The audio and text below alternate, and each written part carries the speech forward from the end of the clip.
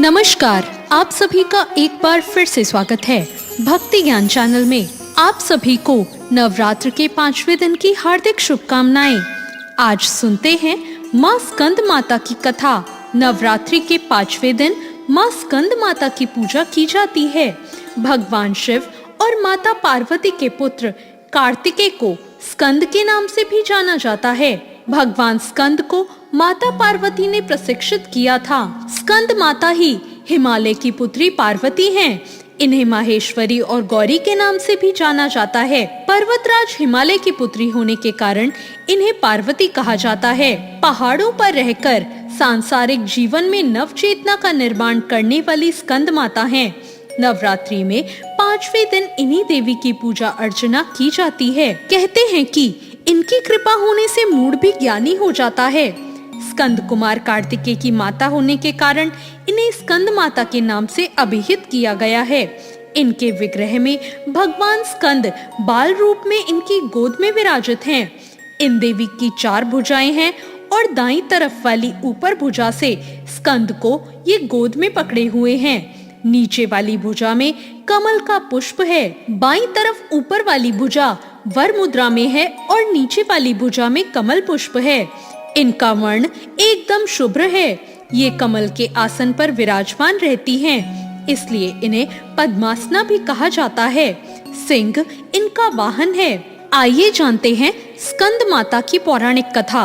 एक पौराणिक कथा के अनुसार ताड़कासुर नाम का एक राक्षस था, जिसका अंत केवल भगवान शिव के पुत्र के हाथों संभव था। तब माँ पार्वती ने अपने पुत्र स्कंद यानी कार्तिकेय को युद्ध के लिए प्रशिक्षित करने के लिए स्कंद माता का रूप लिया था। स्कंद माता से युद्ध में प्रशिक्षण लेने के बाद भगवान कार्तिकेय ने ताड़कासुर का अंत कर दिया। स्कंद माता हिमालय की पुत्री पार्वती हैं। इन्हें माहेश्वरी और गौरी के नाम से भी जाना जाता है। इसके अलावा महादेव की पत्नी होने के कारण इन्हें माहेश्वरी नाम दिया गया और अपने गौर वर्ण के कारण इन्हें गौरी कहा जाता है। माता को अपने पुत्र से अति प्रेम है। यही कारण है कि माँ को अपने पुत्र के नाम से पुकारा जाना उत्तम लगता है। मान्यता है कि स्कंद माता की कथा पढ़ने या सुनने वाले भक्तों को माँ संतान सुख और सुख संपत्ति प्राप्त होने का वरदान देती हैं। स्कंद माता को माँ दुर्गा के सभी रूपों में सबसे ममतामयी माना जाता है। स्कंद माता की पूजा करने से बुद्धि का विकास होता है और ज्ञान की प्राप्ति होती है। स्कंद माता को पीले रंग की चीजें बहुत पसंद हैं। स्कंद माता के भोग में पीले फल और पीली मिठाई चढ़ाई जाती है। विद्या और बल के लिए माँ को 5 हरी इलायची और लौंग का जोड़ा भी चढ़ाया जाता है। शास्त्रों में स्कंद माता का काफी महत्व बताया गया है। इनकी उपासना से भक्त की सारी इच्छाएं पूरी हो जाती हैं। सूर्यमंडल की अधिष्ठात्री देवी होने के कारण इनका उपासक अलौकिक तेज और कांतिमय हो जाता है। अतः मन को एकाग्र रखकर और पवित्र रखकर इन देवी की आराधना करने वाले साधक या भक्त को भव सागर पार करने में कठिनाई नहीं आती। माँ स्कंद माता की पूजा करने से मोक्ष का मार्ग सुलभ होता है।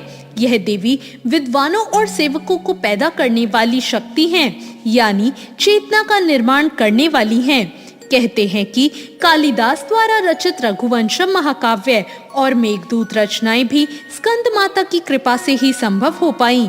आइए जानते हैं स्कंद माता की पूजा विधि।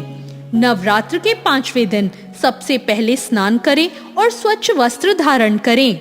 अब घर के मंदिर या पूजा स्थान में चौकी पर स्कंद माता की तस्वीर या प्रतिमा स्थापित करें। गंगा जल से शुद्धिकरण करें। फिर एक कलश में पानी लेकर उसमें कुछ सिक्के डालें और उसे चौकी पर रखें। अब पूजा का संकल्प लें। इसके बाद माँ स्कंद माता को रोली कुमकुम लगाएं और नैवेद्य अर्पित करें। अब धूप दीप से माँ की आरती उतारें और आरती के बाद घर के सभी लोगों में प्रसाद बांटें और खुद भी ग्रहण करें। स्कंद माता को सफेद रंग भी पसंद है, इसलिए आप सफेद रंग के कपड़े पहनकर माँ को केले का भोग लगाएं। तो ये थी 5वें नवरात्र यानी स्कंद माता से जुड़ी जानकारी। आपको ये जानकारी और कथा कैसी लगी कमेंट करके जरूर बताएं। साथ ही मेरे चैनल भक्ति ज्ञान को सब्सक्राइब करना ना भूलें। धन्यवाद।